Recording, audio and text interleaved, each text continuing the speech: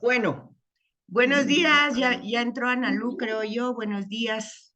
Ya, gracias, buen día, gracias. Ahorita cabalmente colocándome. Muy bien, bienvenidas. Entonces, vamos a, Gracias.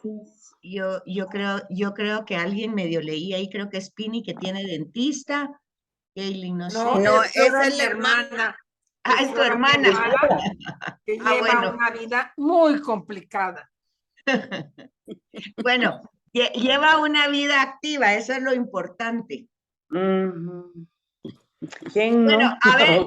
a ver si se recuerdan o leyeron algo o por dónde vamos. ¿Quién se recuerda? Ay, Dios mío. Qué barbaridad, Dios mío. Qué Perdimos barbaridad. el hilo. Es que eso es lo malo cuando tiene uno Feriado. pausa. No Sí. vas Como a- en el 53, creo yo. Vamos a ver, Exacto. ahorita veo Esto, mis notas. estábamos en los 50. Ya nosotros Sí. hablamos. Ya entraste, Sí. Gildita, ya entraste por otro lado. Sí, pero ahí me dice connecting, pero no conecta.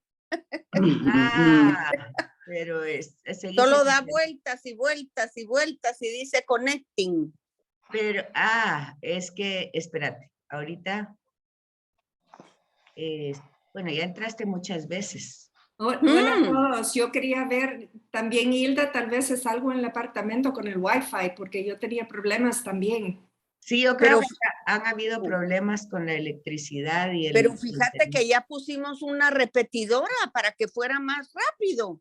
Pero- Nosotros también, pero yo no sé qué pasa, que hasta mi teléfono a veces, últimamente, pero hoy en la mañana también me decía connecting y no. Ay, ya estoy. Ya, eso te iba a decir, que ahorita te volví a dar entrada. Ya Ok. estás.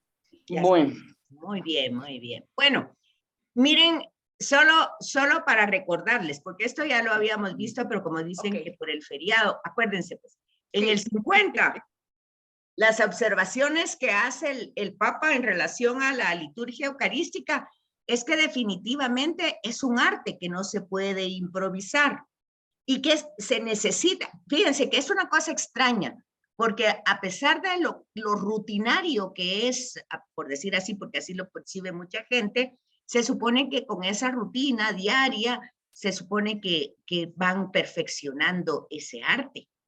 Pero resulta que no pasa así, al contrario, ¿verdad? Entonces, lo que dice el Papa es que las personas, pero no se refiere solamente al sacerdote, sino al pueblo entero, ¿verdad? Dice que ese arte ni lo posee la gente, ni el arte lo posee a uno, o sea que es algo que se tiene que, es como una interactuación para que realmente se viva la celebración eucarística, ¿verdad? Para que se transmita lo que realmente debe transmitirnos. Entonces dice aquí que Guardini dice que debemos darnos cuenta de lo profundamente arraigados que estamos todavía en el individualismo y el subjetivismo, de lo poco acostumbrados que estamos a la llamada de las cosas grandes y de las pequeñas, que es la medida de nuestra vida religiosa. Hay que despertar el sentido de la grandeza de la oración, la voluntad de implicar también nuestra existencia en ella. Pero el camino hacia esas metas es la disciplina, la renuncia del sentimentalismo blando, un trabajo serio realizado en obediencia a la Iglesia en relación con nuestro ser y nuestro compromiso religioso. O sea, lo que está diciendo Guardini es que pertenecemos, a pesar de que somos de otra generación, pero algo ha pasado con nosotros también y somos influenciados por la generación actual. Y yo estaba dando otro curso y en ese curso, cuando lo estaba trabajando para darlo, decía lo difícil que es hoy transmitir el querigma, porque dice, no se puede solamente anunciar que Jesús murió, resucitó y que lo celebramos en la Eucaristía, porque las personas en su mente, en todo su complejo mental y existencial, eso no forma parte de su vida. O sea, no entienden realmente un amor un amor de Dios que te entrega a su hijo, por decir así, se queda en esa palabra, entrega, ¿verdad? Se queda, no conoce la escritura, no conoce toda la historia de la salvación, desconoce los términos bíblicos, prácticamente desconoce la fe, ¿verdad? Entonces, cuando tienen esta experiencia, a mí me pasó la semana pasada, pues me invitaron a una cena y yo fui y la persona, una de las jóvenes que estaba ahí casada, le acababan de hacer una mastectomía. Y entonces, pues es joven, tiene 40 y algo de años. Y llegó ahí a saludarme y cuenta pues, y hasta me enseña cómo está. Pero lo que me llamó la atención, tristemente, es que me dice, fíjate Betsy, dice, ¿cómo puedo yo acercarme a Dios cuando nunca, para que me ayude cuando nunca lo he tomado en cuenta en mi vida? Entonces yo le contesté, bueno, acércate como hija, le dije yo, tú como hija. No te pongas a pensar en otra cosa, Él es tu padre y tú acércate como hija que eres, confiada en el amor de Él hacia ti, no del tuyo hacia Él. Así como fallamos a veces a nuestros padres y nos acercamos, si quieres con pena o algo, pero nos acercamos, no te alejes. Entonces me dice, hazme favor, envíame todo lo que se pueda para que yo vaya conociendo al Señor. Entonces yo empecé pues a mandarle, empecé con Monseñor Barron porque a mí me parece que ese tema, esa serie de catolicismo es sencilla y más o menos da las pautas de lo que debemos creer. Pues y luego me escribe y me dice, ¿sabes una cosa? No entiendo nada de lo que ahí están hablando.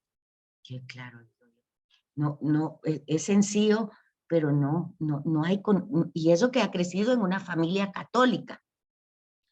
Entonces, el problema, imagínense, pues eso no estamos hablando en un término de celebrativo, sino en un término de conversación, en una comida, ni siquiera estamos hablando de catequesis ni nada, pero se está ahí llevando el querigma de alguna manera, pero lo importante de ubicarse en la necesidad del otro.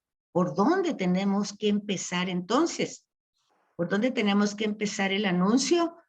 Porque tendríamos que empezar pues con el catecismo aquel de cuando éramos pequeños. Porque igual si uno les dice que el catecismo ahorita de la iglesia, la terminología tampoco no la pueden ellos tomar. Entonces, a mí me dio mucha tristeza porque digo yo, ¿cómo con tanto dolor? Y ayer me escribe y me dice, ya me dieron el diagnóstico hoy, me dijo ayer, y resulta que me van a hacer quimioterapia y radioterapia, pero el cáncer no es invasivo y no es de los peores. Pero viene y me escribe, pero todo eso te lo debo a ti, a tus oraciones. Y digo, no es así, le digo yo. Recuerda, no soy yo la que está cerca de ti, es el Señor. Tú acércate a Él con confianza. Y luego siente otra vez que no puede. No, tú sigue pidiendo por mí, yo ahorita no puedo, yo ahorita no. Bueno, está bien, pero se fijan, ¿cuál es el problema? Que aquí el Papa lo pone en una forma celebrativa. Imagínense que esta chiquita llega a la misa, pues puede llegar por su necesidad, pero ¿cómo se le va a inducir? ¿Cómo vamos a saber entre ahí la gente la necesidad que ella tiene para acercarla más al misterio? Se fijan que es muy complicado, que es un arte, sí, pero no solo es un arte de celebración, no se puede improvisar, es una cosa tremenda lo que está pasando cuando uno mira la realidad que está viviendo pues los jóvenes, sobre todo los jóvenes, porque están totalmente ausentes y según ellos no les interesa, pero cuando tienen estos eventos que les afecta a la vida y que se ven necesitados, de verdad, necesitados de salvación porque no hay nadie más, entonces quieren acercarse, pero no hay nadie que los acerque, no hay manera que nosotros entendamos cómo hacerlo. ¿Se fijan el problema?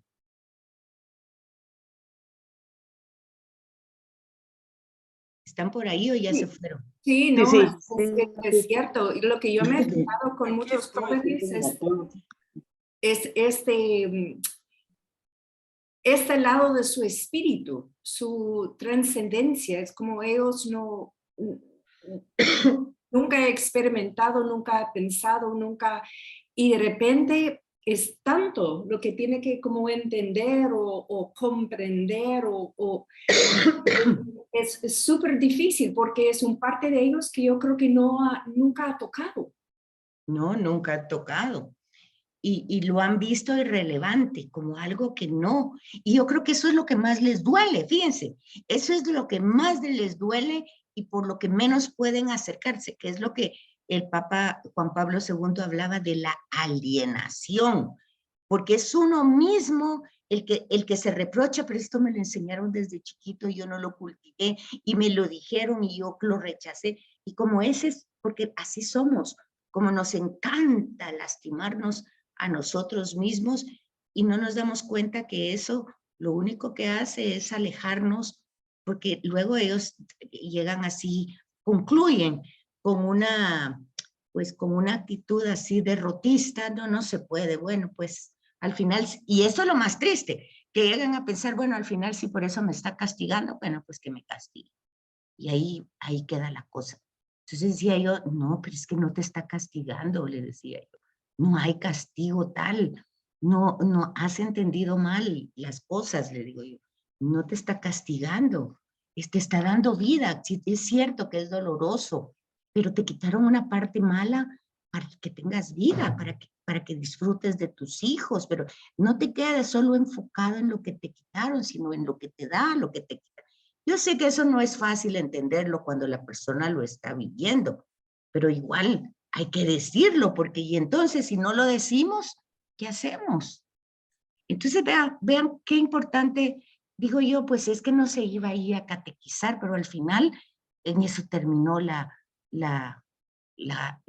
cena. ¿Sí? Sigue. Esto tocó un punto muy importante y lo que yo había experimentado mucho es que hay gente que no quiere nada con Dios en su vida, que están alejados, que ni siquiera tienen interés, pero el momento en que algo pasa, se enoja con Dios, acepta de su existencia, etc., pero solamente en el malo.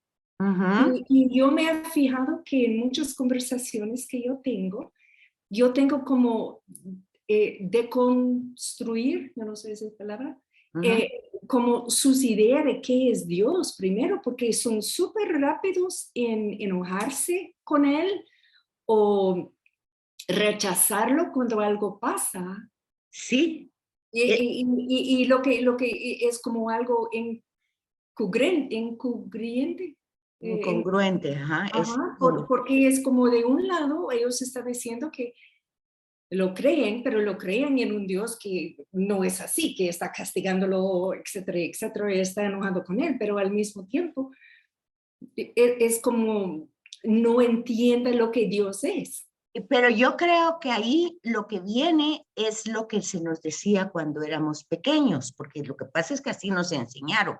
Si no haces eso, Dios se va a enojar. Si tal y cosa, Dios te no sé cuánto, que te va a castigar, que te va a premiar, y vamos entre eso del premio y el castigo. Esa es una mentalidad medieval que todavía, eso es lo que está diciendo aquí Guardini, que Sí. todavía tenemos esos rezagos medievales que se nos transmitió, porque realmente así se nos transmitió y así lo transmitimos nosotros también. Vean lo que hace Vaticano II, que tantas personas y sacerdotes no están de acuerdo, pero porque siguen diciendo, es que antes la fe estaba, todo el mundo tenía fe, sí, pero era una fe que no estaba bien, pues claro, todos estaban sometidos con miedo de lo que le fuera a pasar y ahí estábamos, porque esa fue la forma. Pero hoy trabajar, a eso se refiere los papas desde Pablo VI cuando hablan de nueva evangelización. Y es lo que yo les dije la vez pasada que vieran del obispo. ¿Se acuerdan que les dije? Que les había mandado pues algo de nuestra fe en vivo, pero que vieran por lo menos los 10 minutos últimos del obispo que presentaba la realidad que vivimos. Y la verdad es una realidad pagana, es una realidad pagana. Porque él habla de los que van a mantenimiento, pues a esto nos está hablando esto de la misa. Vamos, pues todavía traemos la mentalidad medieval y ahí todavía no estamos conscientes de tanta cosa, pero ahí estamos. Entonces se nos da mantenimiento, ahí estamos pues oyendo la palabra de Dios, algo se nos queda, algo entendemos, algo, ¿verdad? Pero no entendemos bien los gestos, las palabras, lo que decía yo, pues yo todavía traigo muchas reminiscencias medievales, definitivamente. Yo entro al templo y no platico con nadie, pero yo veo que la gente en el templo pues está platicando, hasta que sale el sacerdote se calla, ¿verdad? Como que el sacerdote es el sentido para guardar ahí una compostura. Y entonces lo que dicen es que hemos perdido el sentido de lo sacro, y sí que lo hemos perdido, ¿verdad? Entonces, en cambio, antes existía. Entonces, hubo cosas que antes estaban, pero que tenían que transformarse. Nosotros la teníamos que transformar en nuestra realidad humana sin ningún tipo de violencia, solo comprendiendo lo positivo de esto. Me parece que eso ha sido más difícil de lo que parece. Y entonces estas cartas pues llegan para nosotros, que somos los que vamos.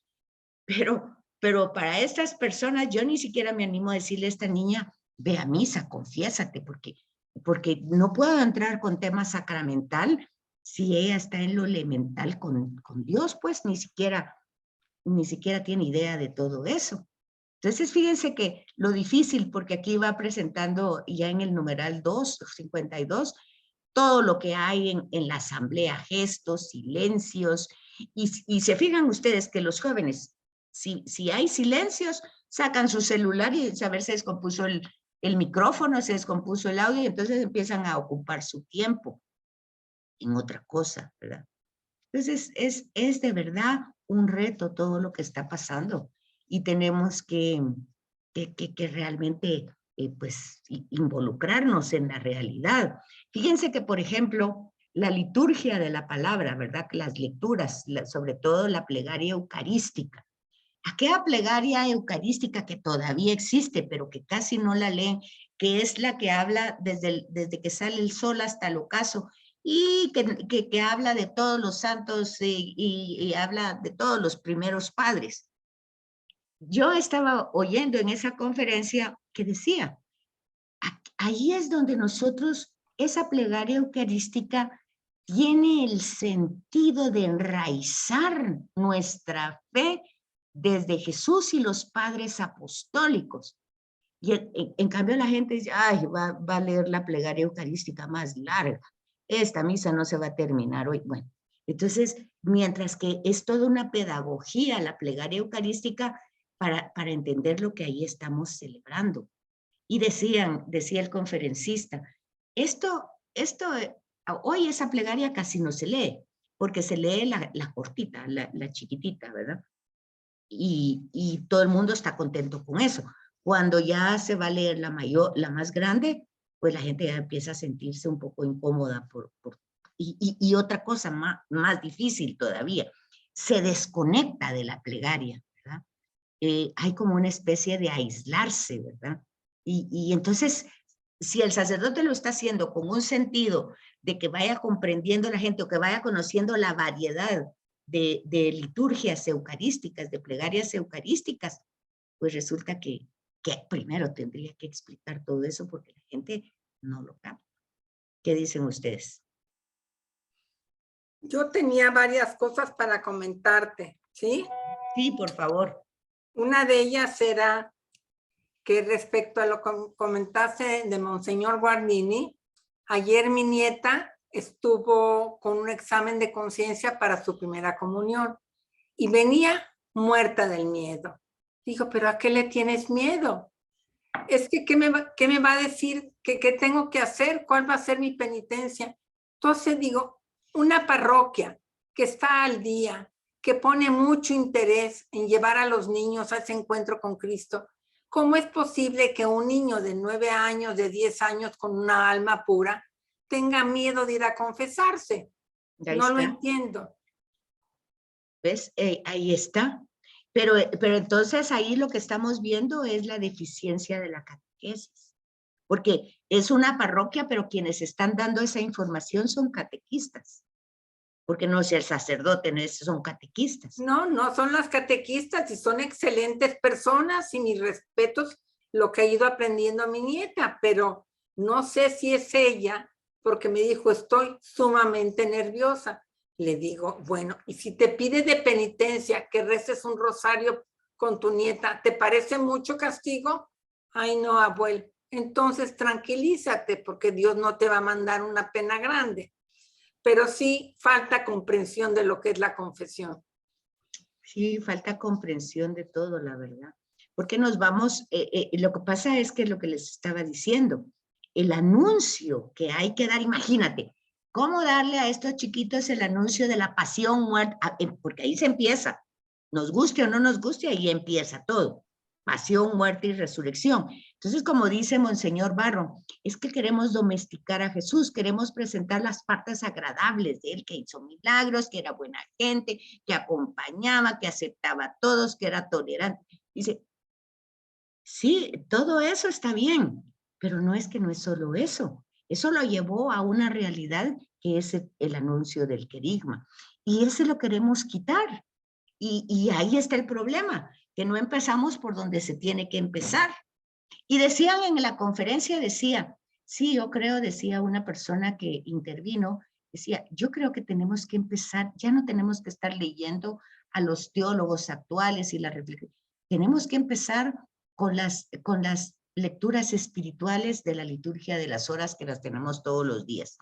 Entonces, tenemos que empezar a leer a los primeros padres, porque todas esas herejías todavía están, todas esas confusiones siguen hoy, pero ya hoy siguen, pero siguen sin los grandes héroes de aquel tiempo, San Atanasio, San Irineo, todos esos santos que se mencionan en la plegaria eucarística, porque fueron unos campeones en los debates con las herejías, y porque ponían en su contexto el centro de lo que era nuestra fe. Pero hoy, en nuestra generación, algo ha pasado que nosotros mismos tenemos miedo de presentar el querigma, porque son muy chiquitos y ¿qué van a entender de la crucifixión? ¿Qué van a entender? Entonces, y después porque son jóvenes y eso no les gusta, y después porque son grandes y tampoco. Entonces, al final de cuentas, pare de sufrir. El tema del sufrimiento no lo tocamos aquí porque ya bastante se sufre. Entonces, digo yo, realmente, y eso no va solo con nosotros, va a nivel iglesia, ¿verdad? Entonces se dan cuenta que sí es de verdad un reto muy grande, ir entendiendo primero lo elemental para después darle el significado a los símbolos. Es que la parte litúrgica es la última, cuando ya se ha exhortado a la gente, cuando ya se ha catequizado a la gente, cuando ya se ha anunciado el querigma. O sea que el querigma es como cuando nosotros estamos viendo la televisión y anuncian una gran hamburguesa y uno dice, ¡ala, qué rico está! Y ahí está el anuncio, ya me atrajo. Ese es el anuncio. Pero el anuncio no empieza porque Jesús hacía milagros, porque Jesús hacía... Ahí no empieza el anuncio. El anuncio empieza con la pasión y muerte. Ese es el tema. Y eso es lo que celebramos nosotros en la Eucaristía. Ese es el tema. Pero ya se fijan ustedes de que aún ahí en la Eucaristía, en la celebración eucarística, no hemos captado, porque claro que el tema es pasión, muerte, y resurrección, y resurrección. Entonces, nosotros celebramos al viviente. Ahí es donde nuestra Eucaristía tiene sentido, porque sí pasó por todo, sí hizo milagros, sí hizo exorcismos, sí padeció, pero Dios lo resucitó. Ese anuncio de la resurrección, que no puede quitarse de la pasión y muerte y de la encarnación, no se puede quitar, no son cosas separadas, son juntas. Pero el tema de la resurrección es la base de nuestra fe. Y es eso, por eso vamos a dar acción de gracias, porque uno como nosotros, oigan lo que digo, uno como nosotros, uno que nos representa como humano, pues fue fiel y leal en su misión hasta la última consecuencia. Y por eso, por sus heridas somos sanados. Y por eso el Señor, el Padre lo glorificó y le dio un nombre sobre todo nombre. Pero todo eso, imagínense, todo eso es bíblico. Pero todo eso va encadenado. Y ahí es donde las personas no logran captar o se quedan en el sufrimiento, o se quedan en los milagros, pero no hay manera que lleguemos a la resurrección. Y lo que nosotros celebramos en la Eucaristía es al viviente que está ahí en medio de nosotros, que está en este momento, a pesar de nuestra reunión virtual, está en medio de nosotros. Porque Él lo dijo, donde 2 o 3 se reúnan en mi nombre, y obviamente que estamos reunidos en su nombre. Y ahí estoy yo, es una promesa. Y acuérdense que cuando Él habla, Él no es ni un filósofo, ni un buen maestro, ni un taumat, es todo eso, pero básicamente es Dios. Entonces, ese tema es muy difícil inyectarlo en las personas. Sí se necesita más que el Espíritu Santo, o el Espíritu Santo no sé en qué forma, porque es un lenguaje que las personas jóvenes no logran captar, porque es mucha la información. Fíjense con ustedes, cuando trabajamos a veces una sesión, ustedes dicen, ay no, fue mucha la información hoy. Imagínense. Y eso que estamos aquí desde años y años y años. Y ahora estos jovencitos, no, es serio, realmente es serio. Ir descubriendo el simbolismo de todo eso. Bueno, pero ni modo, por eso estamos estudiando para ver cómo cómo organizamos todo esto y cómo este arte de celebrar pues concierne a toda la asamblea, ¿verdad? No solo a los ministros ordinados. Y entonces las comunidades, o sea que verdaderamente esas son las iglesias, las comunidades, que a menudo celebran, ¿verdad? Y que dice, bueno, lo hacen, se supone, con todo el buen sentido de la palabra, pero dice, desgraciadamente, dice, pues aunque hay buena intención y todo lo que quieran, pero también dice, desgraciadamente también hay mal, por la forma en que su párroco preside la asamblea. Podríamos decir que existen diferentes modelos de presidencia. Ese es el tema, ¿verdad? Y a veces las personas pues llegan y el celebrante pues a veces lo que da son sus opiniones, sus comentarios, que no es que estén mal, pero ese no es el momento. En su momento ahí él está presidiendo, está en lugar de. Entonces no, él prácticamente desaparece físicamente. Él representa. Entonces como que eso también todavía no está como muy captado, ¿verdad? Y dice que aquí presenta el Papa las distintas actitudes de esas presencias, ¿verdad? De estos presidentes, que son los párrocos, ¿verdad? Y pues aquí lo dice él, no soy yo. Dice, a veces son rígidos, austeros, o son creativos, pero exageradamente. Otros son como muy místicos, espiritualistas, ¿verdad? Que es muy diferente. O que quieren que la parroquia funcione como una buena administración. Otros que tienen tanto que hacer, pues la misa toda rápida, otras demasiado lenta, otros desaliñados, otros muy refinados. Entonces estamos en todos los extremos.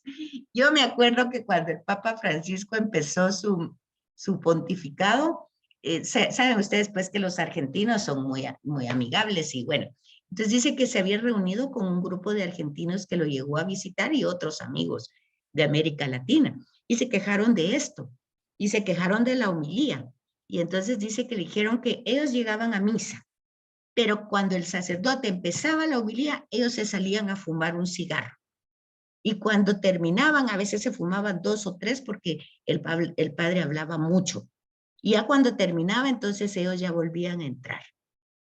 Entonces, el Papa lo decía hablándole a los sacerdotes en un retiro que tuvo él para recomendarles.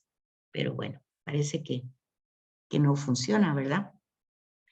Entonces dice que a pesar de toda esa variedad que hay de esa presidencia, creo que la inadecuación de estos modelos tiene una raíz común, dice. Un exagerado personalismo en el estilo creativo, que en ocasiones expresa una mal disimulada manía de protagonismo. Bueno, aquí él está siendo bastante duro, ¿verdad? Pero ya ven, él lo dice. Esto suele ser más evidente cuando nuestras celebraciones se difunden en redes. Fíjense ustedes, ay, sí, qué pena esto. Entonces, dice que es importante que nos demos cuenta que no son estas las actitudes más extendidas, pero eso existe, ¿verdad? Ese maltrato en la celebración. No sé qué opinan ustedes de eso. A veces nosotros, por la forma que nos enseñamos de que, bueno, el sacerdote, el respeto, todo eso, pero bueno, esto lo está diciendo el Papa. ¿Qué les parece? Mira, yo siempre he pensado que el poder celebrar la Eucaristía, o sea, perdón, participar en la celebración de la Eucaristía durante la época de la pandemia y con los enfermos es más que necesaria, pero la gente se ha vuelto muy cómoda. Ya ni siquiera le interesa ir a la iglesia. Entonces, ¿cómo pueden participar con todo su ser si solamente están oyendo oraciones y no participan en lo que es la celebración con todo su corazón, con toda su alma y con toda su fuerza? Yo no estoy de acuerdo en que por todos lados, pasen por la televisión la Eucaristía. Es mi opinión, muy pobre, pero real. No, sí es necesaria, siempre ha sido necesaria porque hay muchas personas pues con su salud deteriorada que no pueden ir a la iglesia y eso es un gran consuelo, eso es un gran consuelo. Y hay, por ejemplo, yo miro al padre Hugo Estrada, a veces, ¿verdad? Sus misas son pequeñitas, duran la media hora, las pasan por el canal, no es en grandes profundidades, pero fíjense, tiene un sentido pastoral muy importante, porque la Divina Providencia, que es la parroquia, pues lo que tiene es gente que ha vivido en ese barrio añales de añales de añales, y ahí han vivido sus hijos, y ahí ya han crecido, son dueños de esas casas, ¿verdad? Y conocen al padre Hugo desde toda la vida, y el padre Hugo conoce la comunidad. Aparte de eso, tiene la escuela ahí, una escuela bíblica, ¿verdad? Y él está inmerso en esa escuela. Él ahí saca sus libritos, sencillos, todo lo que ustedes quieran, pero él está inmerso. Entonces, fíjense que cuando uno mira, por ejemplo, la misa de él, digamos, yo porque he ido presencialmente a esa parroquia antes, cuando me tocaba salir a un departamento, es la misa más temprano, a las 6 de la mañana. Entonces yo pasaba ahí a la Divina Providencia antes de irme a cualquier lugar.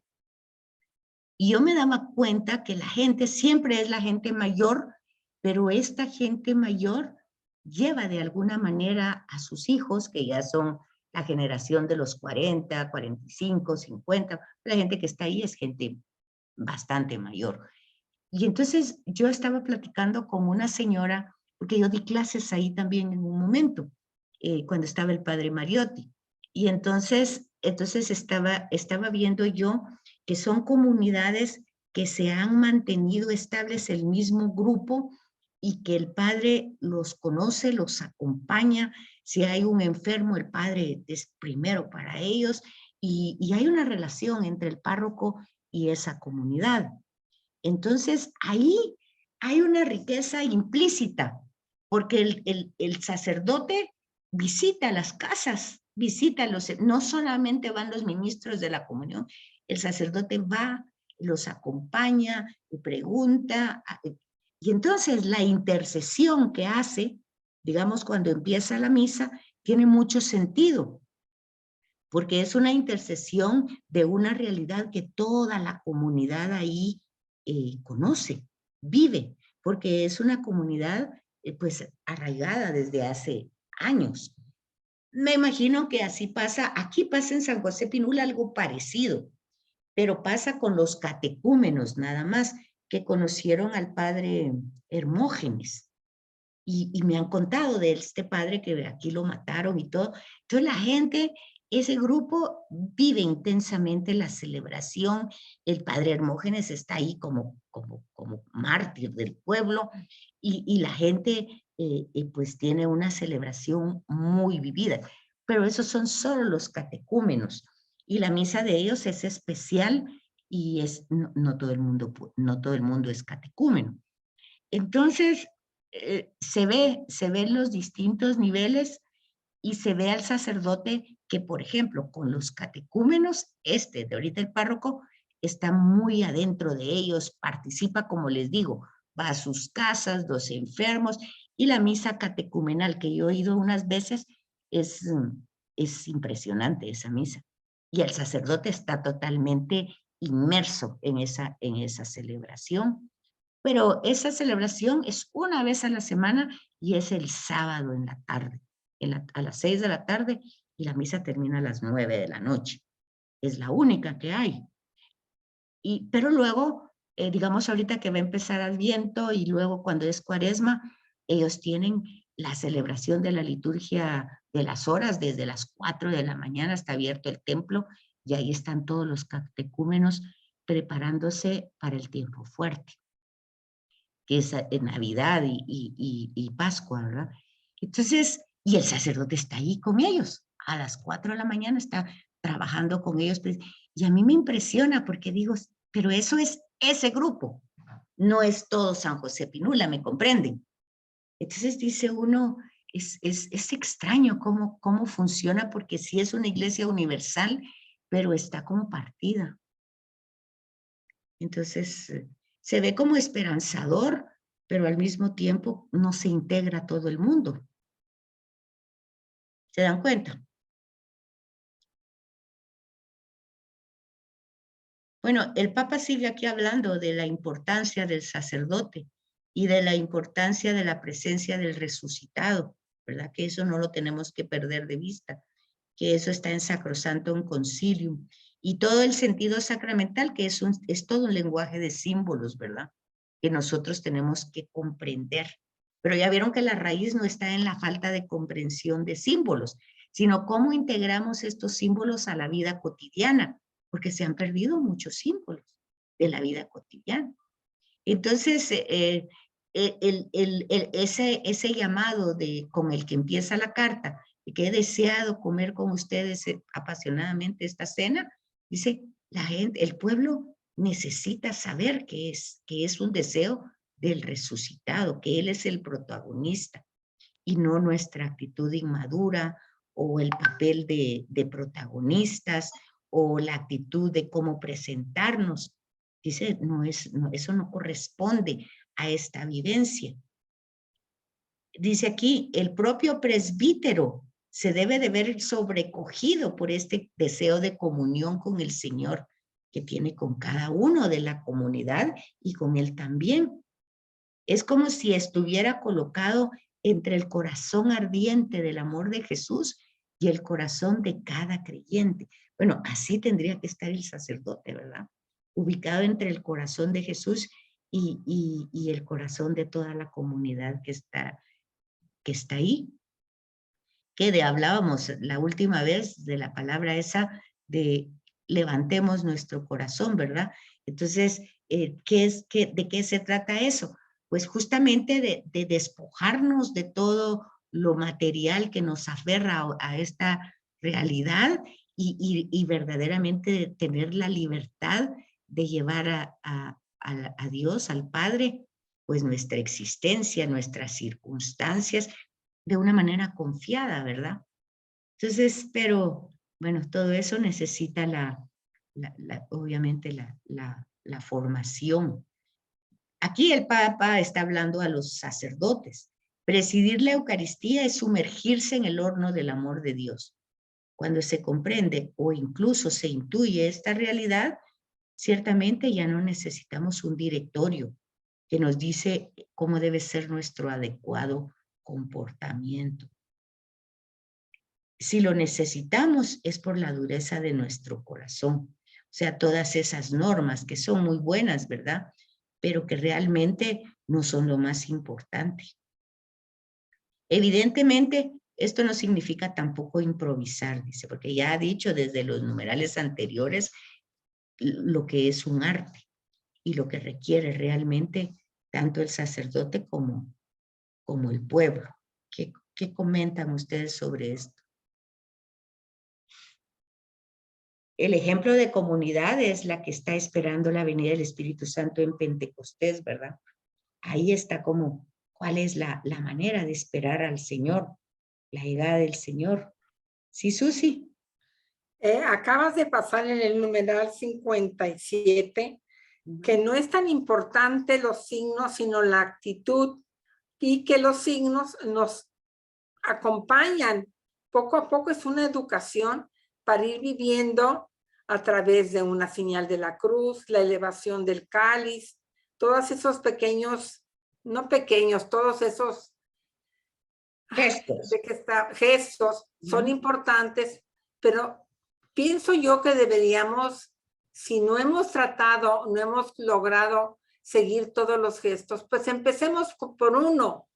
Por ejemplo, el acto del principio de pedir perdón, vivirlo intensamente, ¿sí? Sí. Después, de que hemos aprendido a vivir el acto de contrición, bueno, pues entonces en el momento de la adoración, no es posible entender tantos signos, es verdaderamente un milagro, un don de Dios. Entonces, fijarnos en un ejemplo, cuando parte el sacerdote la Eucaristía, que se parte para nosotros, es otro momento que deberíamos de comprender y de vivir. ¿Qué opinas tú a esto? Sí, básicamente lo que nosotros tenemos como revelación en toda la Escritura, que es el tema como central de la Escritura, es que Dios se da. Dios se da. Cuando se está partiendo, como tú dices, la Eucaristía, es Dios dándose a cada uno de nosotros. Dios dando, Dios que se da. Dios no solo da su amor, su misericordia, su ternura, su compasión, Él mismo se da. Y entonces por eso el tema de comernos, no lo comemos pues, pero es porque Él se da. Entonces los gestos van acompañados, es que el problema de los gestos es que los gestos están enraizados en el texto bíblico y la gente no conoce el texto bíblico, es lo que empezamos diciendo hoy, ¿verdad? Que no conocen la raíz de esos gestos. Esos gestos los hizo Jesús. Eso está en Lucas, está en Hechos, está en la carta de Pablo, está en los evangelios. Pero la gente desconoce eso, ¿verdad? Entonces, al desconocer cuál es el origen, que el origen no es que lo hizo un fulanito sutanito, lo hizo Jesús, que es Dios, y que nos dijo, primero que quería reunirse con cada uno de nosotros, comer con nosotros y darse a cada... Ahí está la raíz. Y es que sin esa raíz el gesto es como cualquier gesto, como cualquier símbolo, está vacío de contenido. El contenido es el bíblico. Y entonces ahí es donde nosotros, yo eso decía en la universidad, yo no entiendo cómo podemos hablar de Jesús de Nazaret sin utilizar la Sagrada Escritura. Está bien que utilicemos a los teólogos actuales, pero todos esos son comentarios. La revelación está en la Escritura. Y entonces, ¿cuál era la respuesta del coordinador? Es que ellos no leen la Sagrada Escritura, prefieren leer a un teólogo. Sí, pero el teólogo hace el comentario de la Sagrada Escritura, es su opinión. No puede ser más importante que lo que dijo Jesús. Es decir, lo que dijo Jesús va a tener que ser, si quieren ustedes, explicado para que yo lo pueda entender 2000 años después. Está bien el comentario, pero yo tengo que conocer el texto bíblico, porque ahí está el verdadero sentido de lo que después yo estoy haciendo. ¿Sí me comprenden lo que les estoy diciendo? ¿Dónde está la raíz de todo el problema? La raíz del todo el problema es que se desconoce el fundamento de lo que estamos haciendo. ¿Y saben cuál es lo peor, lo más triste? Que cuando es que debemos de cambiar, y cuando ustedes oyen que eso sale de la propia iglesia, dice, pero ¿cambiar qué? Es que muy aburrida, es que muy repetida, es que es lo mismo. Entonces, no se conoce el fundamento, es Jesús el que realmente está convocando, el que está diciendo, entonces todo empieza con creer en Él. Pero ¿y si yo no creo en Él, qué puedo hacer? ¿Ir ahí a la misa? No, es una cosita que va como en cadena, ¿verdad? En fin, es lo que sigue hablando aquí el Papa en el 58, ¿verdad? La primera comunidad que está esperando a Pentecostés con María, perseverando en la oración, unánimes, juntos. Bueno, imagínense, ahí está el ejemplo. Eso lo desconoce la gente. Y ahora nosotros decimos, ¿y cómo lo hacemos nosotros? Estamos perseverando en comunión, pues nos accesamos a María, hay una serie de cosas. Nosotros, asiduos a la iglesia, que vamos a un mantenimiento, nosotros, pero luego los demás, los que van solo una vez a la semana o ni siquiera eso, solo cuando los invitan, ¿qué pasa ahí? Entonces, ahí decía el obispo, a ellos son los que nosotros tenemos que catequizar. A ellos es a los que nosotros tenemos que llevarle esa palabra. Entonces, por supuesto que necesitamos normas, eso está desde el Antiguo Testamento. El Código de la Alianza, el Código de la Santidad, son normativas para estar consciente delante de quién estamos. Pero como dice el Papa aquí, estas normativas no serían necesarias si realmente nosotros estuviéramos conscientes de quién soy yo y ante qué realidad estoy enfrente. Pero como no tenemos eso, pues son necesarias todo un manual de cómo tenemos que comportarnos y hacer, ¿verdad? Entonces sigue en el numeral 59, convertidos en instrumentos para que arda en la tierra el fuego de su amor, custodiados en las entrañas de María, como cantaba San Francisco de Asís. Los presbíteros se dejan modelar por el Espíritu que quiere llevar a término la obra que comenzó en su ordenación. O sea, es decir, el Espíritu que ha dado, aparte del bautismo, el ministerio del orden, el sacramento del orden a los sacerdotes, pues es el Espíritu que está actuando en ellos. Entonces los presbíteros, estos son todo para ellos, ¿verdad? Y ahí es donde nosotros pues acompañamos con la oración para que este Espíritu siga trabajando o ellos lo vayan permitiendo, ¿verdad? Porque aquí presenta el Papa que la base fundamental es que estén conscientes los presbíteros de su condición de pecado, porque ahí, si se dan cuenta, es el tema del clericalismo, que lamentablemente, y por ahí también es una formación medieval, no es que nosotros no lo inventamos, ¿verdad? Se nos formó de un respeto de que aunque se diga lo que equivocado, que nosotros no podemos decir, que casi que es Jesús y una cosa así, y eso ha llevado también a otra serie de situaciones difíciles.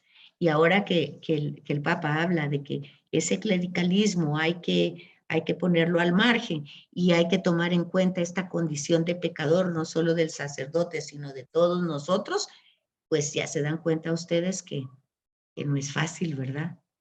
Ni en ellos ni en nosotros entenderlo así, porque si no, veríamos que no tendríamos que escandalizarnos de tantas cosas que pasan, o luego, como dice la gente, yo me salí de la iglesia porque la verdad es que ahí hay peores cosas que en otros lados.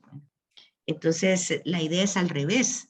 Yo estoy en la iglesia porque esas cosas peores, pues, pasan también en mí. Si no, yo tampoco podría estar. Pero hay una serie de interpretaciones como difíciles, ¿verdad? Porque las personas, aún dentro de la iglesia, no se confiesan y dicen así, bueno, es que yo no cometo pecados, yo no mato a nadie, yo no le robo a nadie, yo no digo esto.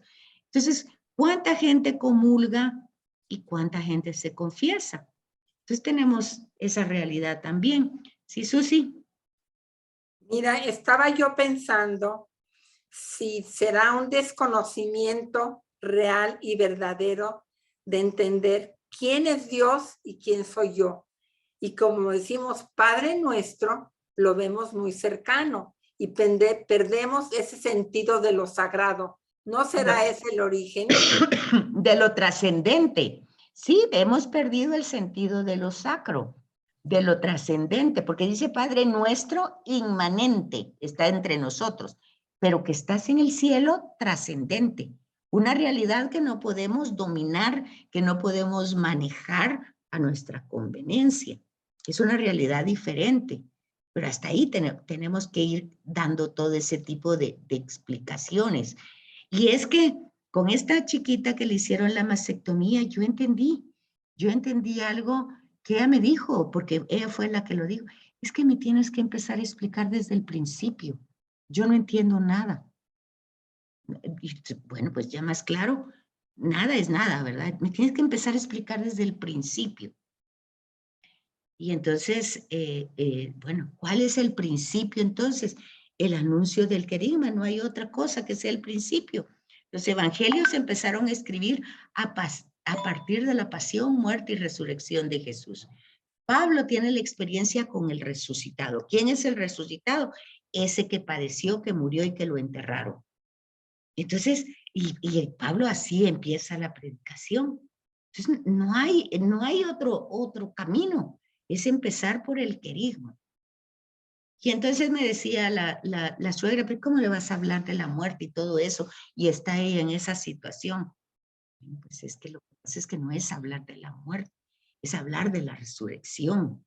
Es entender el sentido que tiene el viviente, es ver que es toda una esperanza, es cultivar la esperanza, la confianza en un Dios que cumple las promesas. Sí es un Dios trascendente, pero es un Dios que se ha relacionado con el ser humano, que lo ha elegido, que lo ha acompañado, y no lo ha elegido por méritos, sino por puro amor. La iniciativa de Dios mismo de darse a conocer lo que conocemos de Él es porque Él lo ha revelado.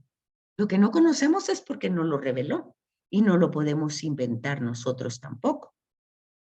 Entonces, pero para hablar de Jesús tenemos que hablar por fuerza del Padre desde el Antiguo Testamento, que ahí empieza la revelación. Entonces, fíjense que sí es algo que hay que sintetizar, pero que también hay que globalizar con una mirada en conjunto. No es solo hablar del querigma, porque el querigma no es una aparición de Jesús, sino que Jesús está enraizado en una historia. Fíjense que por ejemplo, cuando en la celebración eucarística el evangelio es una genealogía, que no sé quién engendró a no sé quién, y la gente ni pone atención. Pero, ¿qué es lo que está diciendo ahí? Pues lo que está diciendo es que este Jesús de Nazaret del que va a hablar tiene toda una raíz humana. No apareció de repente. Es 100% humano. Y cuando en Mateo termina que es José el padre, tiene que ser así, porque si no, él no tendría una identidad judía. Quien le da la identidad es José, porque así es la forma patriarcal del judaísmo. Y eso lo tenemos que entender desde Génesis, no es ahí la genealogía. Y entonces nos está diciendo nos está revelando una gran verdad. La humanidad de Jesús empieza desde la historia, desde el principio. Pero bueno, la gente se aburre de oír esos nombres que ni los puede leer el Padre a veces. Y entonces hay una enseñanza y la homilía no se acerca a eso tampoco, ¿verdad? Sino que se reflexiona sobre la primera lectura o sobre la segunda lectura y esa pues se deja ahí al aire. Pero hay una gran enseñanza, es entender que Jesús es 100% humano, que nos representa, que cuando nosotros nos acercamos a Él con confianza, Él entiende nuestro sufrimiento, entiende nuestro dolor, entiende nuestro miedo, todo lo entiende porque fue 100% humano. No podemos mutilar la humanidad. La genealogía tiene esa función de presentarnos su humanidad como un puente a través de la historia. Entonces Jesús no es un aparecido. Todo eso tiene que ver para después las herejías que tenemos, que si solo es Dios, que si solo es hombre, que si solo le prendemos candelas. Entonces, dice uno, ahí está el texto que te está revelando quién es Jesús, pero lo está haciendo a través de una genealogía. Entonces, ahí está la enseñanza en la misma celebración, que es lo que dice el Papa aquí, en el número 60. La propia celebración educa. Claro que sí, no solo al que preside, sino que a todo el pueblo, pero la gente no va con esa capacidad de entenderlo, porque de alguna manera su sensibilidad es otra. Se supone que el presbítero está formado, ¿verdad?, para presidir y para entender todo esto, pero también forma parte de nuestras generaciones. Dice aquí, él no se siente en un trono, ¿verdad? Porque el Señor reina con la humildad de quien sirve. No roba la centralidad del altar porque es signo de Cristo. En fin, aquí todo esto, el Papa, el número 60, que es un poquito más largo, vean ustedes, él está hablando al presbítero para que realmente trabaje. Pero ¿qué hacemos nosotros? Ya nos queda entonces del 61 para adelante. La semana entrante, si Dios lo permite, va a ser pues, no sé Ana Lu, que ha decidido, Verónica no me ha hablado de ustedes, solo del grupo de Betania. Entonces, para que tú preguntes qué podemos hacer, porque yo creo que la semana entrante sería la última clase con ustedes el jueves, si Dios así lo permite. Sí, con Verónica ya hablamos. Creo que nosotros nos quedamos por estos 2 últimos meses nos quedamos sin curso en la mañana. Es a las 9. Ah, bueno. Ok. Pues entonces nos vemos en el otro jueves, si Dios lo permite. Dios mediante. Sí, y estamos también contigo pendiente de la reunión, porque ahora nos vino a fregar un tanto la situación imperante del kilómetro 11 y punto Sí, tanto. yo sé, por eso también acuérdense que si no es difícil venir por estas áreas, pues de repente entre semanas, si hay posibilidades, yo puedo bajar. Hoy, por ejemplo, tengo que bajar, pero tengo muchas cosas que hacer y tengo que hacerlo. Pero otro día, para que ustedes no viajen hasta aquí, que resultaría más difícil. Entonces, yo puedo bajar a cualquier lugar, por Pradera o por donde les quede a ustedes mejor. O si no, pues tampoco es de ponernos en esa emergencia, ¿verdad? Ya. No, si te queremos hacer una despedidita. Sí, Sí, claro. Entonces podemos considerarlo para el lunes. Mira, este lunes hubo un problema con un grupo del viernes, que yo mañana tengo una reunión con el grupo, pero es de una jovencita que también está con problemas porque está esperando bebé y resulta que tiene una especie de dificultad ahorita para retener al bebé. Entonces me pidieron que el lunes fuéramos a hacer oración ahí con ella. No está definido porque la reunión era el viernes, era mañana, pero yo creo que por esto del hoyo, no sé por qué cosa, la quitaron porque ella vive por aquí en Fraijanes. Entonces muchas no pueden venir. No sé, entonces están pendientes como todo el mundo. El tema de ese orificio, de ese problema, pues ya vieron que está afectando por todos lados. Sí, pero que sí está bajando el tráfico liviano, el que no está bajando es el tráfico pesado. Sí, yo sé eso. Y aparte de eso, pues yo puedo bajar por los pueblitos, o sea, por el Pulter, puedo salir por ahí. Y también ahí hay problema, creo yo, pero bueno, por ahí, para ir como para Cayalá. Pero usted no tiene nada planeado, Betsaida, para bajar, para que podamos coordinar alrededor de un día que usted ya está aquí abajo. Sí, por eso les decía yo, si el lunes, si ustedes pueden al mediodía, puede ser que sí puedo bajar, o cualquier otro día. Yo la semana entrante creo que ya no tengo mayor cosa. Yo, todas las cosas que tenía que hacer del seguro y de todo, ya lo mandé todo. Y solo estoy esperando que me digan, porque ya no me dijeron nada. Entonces, ahí estoy esperando, nada más. Entonces el lunes de una vez, Bueno, ya que solo, va a ser aquí solo abajo. organicen la hora y me cuentan. Sí, Ujú. ajá, Hemos está bien. quedado que después de oír misa, Betsaida. Ah, temprano. Ah, Ella no, dice pero que al mediodía. Al sí, mediodía Betsaida está tiene, diciendo. ujú. Betsaida tiene que hacer en la mañanita. O sea que Pues, tendría que ser. está entre paréntesis, porque por esto, como que les dije, cortaron lo de mañana, entonces no sé si lo van a continuar para el lunes. La verdad es que Bueno, no sé. y si reservamos la mañana, patojas, al menos si Betsaida da luz verde, que ya no tiene nada el lunes en la mañanita a las 9, pues nos vamos a desayunar. Si no, pues la esperamos y vamos a almorzar. Bueno, Ok. pues esperemos. ¿Qué les parece? Ok, Parece bien. Porque para ella también hacer la reunión más tarde se le va a complicar porque tiene que planificar valija con tiempo y toda la cuestión.